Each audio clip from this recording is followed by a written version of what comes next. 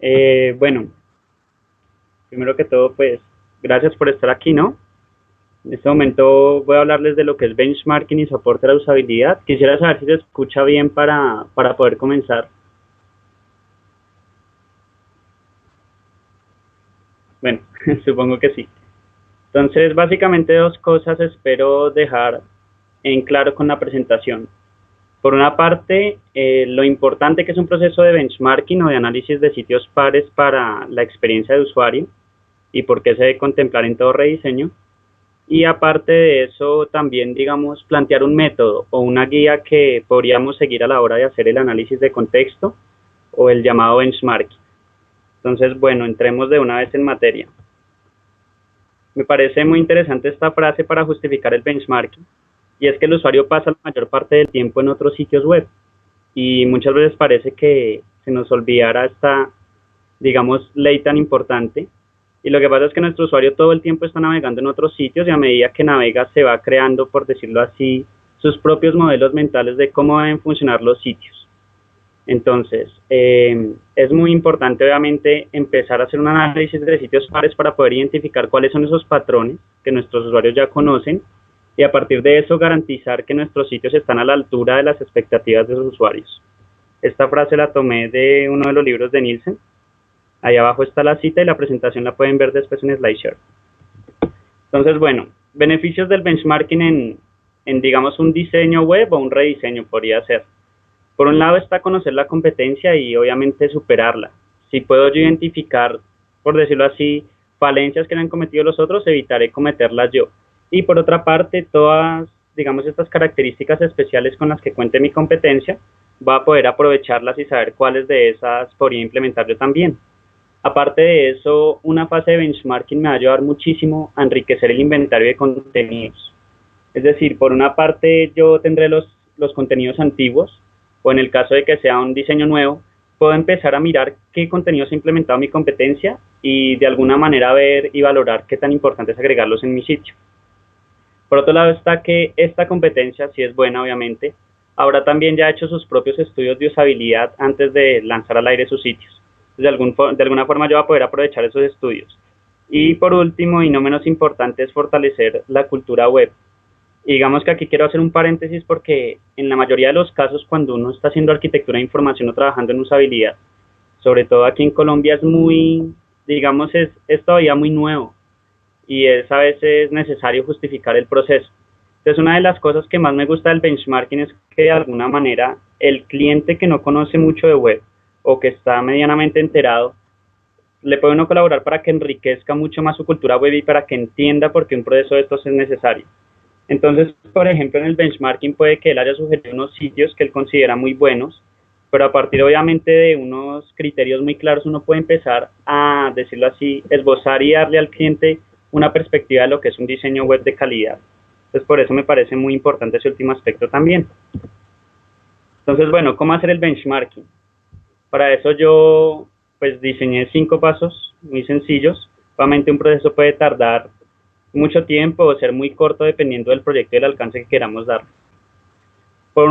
Digamos que para empezar está identificar la competencia.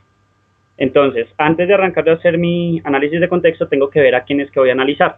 Y eso lo debo hacer fundamentalmente basándome en dos criterios. Por un lado están los objetivos del sitio, es decir, de mi sitio, saber exactamente qué es lo que yo quiero ofrecer en mi portal y buscar portales similares que tengan objetivos obviamente muy acordes con los míos.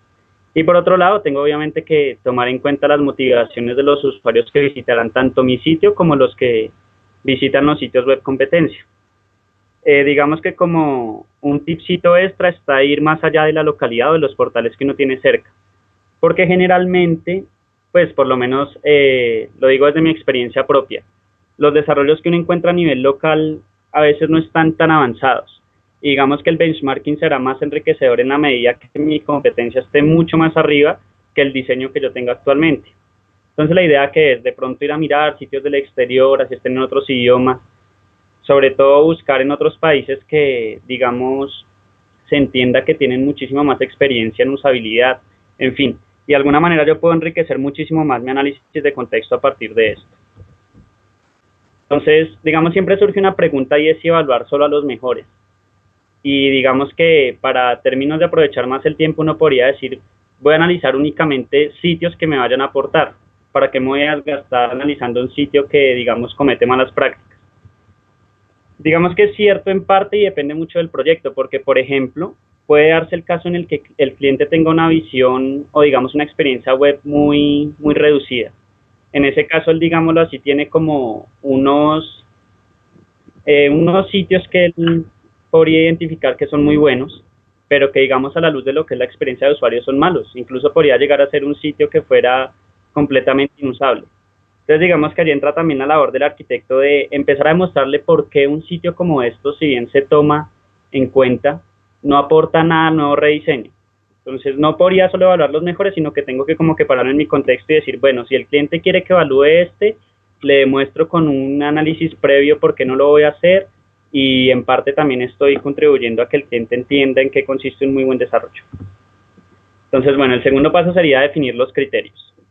Vuelvo, insisto, esta metodología, digamos que es solo una guía, hay muchísimas formas de hacer análisis de contexto, pero este es uno de los métodos que uno podría tomar.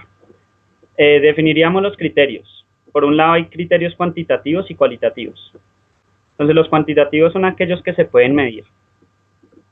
Son aquellos que al final me van a generar una estadística. Y me ayudan muchísimo los criterios cuantitativos porque me ayudan a hacer un proceso de selección.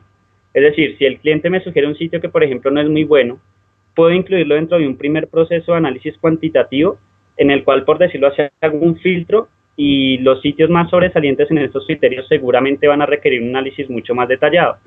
Entre esos podremos contar, por ejemplo, con, no sé, frecuencia de actualización, PageRank, etcétera. Sobre todo criterios que yo pueda después medir y al final generar una estadística, decir este es el mejor, este es el peor, este cumple, este no cumple.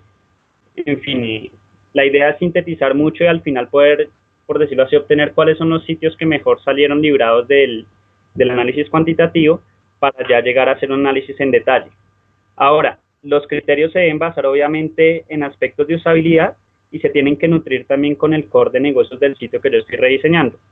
Por ejemplo, si estoy rediseñando un sitio que es de exportaciones, yo, por ejemplo, debería incluir dentro de los criterios cuantitativos, porque lo puedo medir, cuántos idiomas soporta ese portal.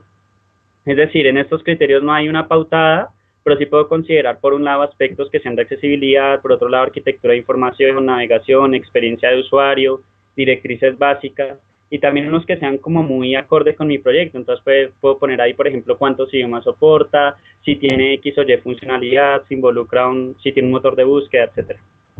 Bueno, por otro lado están los criterios cualitativos.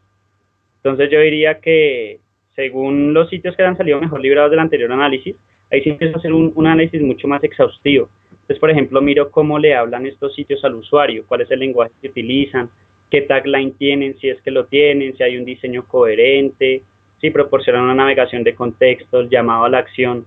De aquí quise listar algunos, pero vuelvo, insisto, depende mucho del proyecto.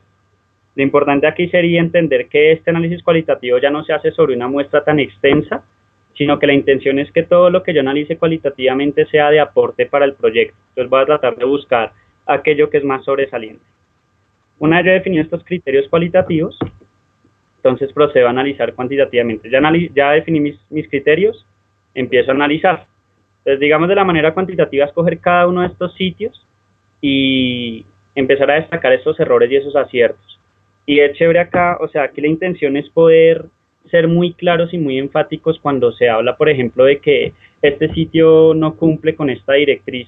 Es decir, el copy que uno haga ahí es muy vendedor y también ayuda mucho a que el cliente entienda en dónde está ubicado su portal. Ahora, otro aspecto muy importante es dentro de la muestra a veces, incluir también el propio sitio que uno va a rediseñar. Obviamente si es un rediseño. De modo que le está, digamos, brindando al cliente una perspectiva más clara de cómo está con respecto a los demás sitios pares. Y un aspecto muy importante del análisis cuantitativo es al final presentar un resumen muy claro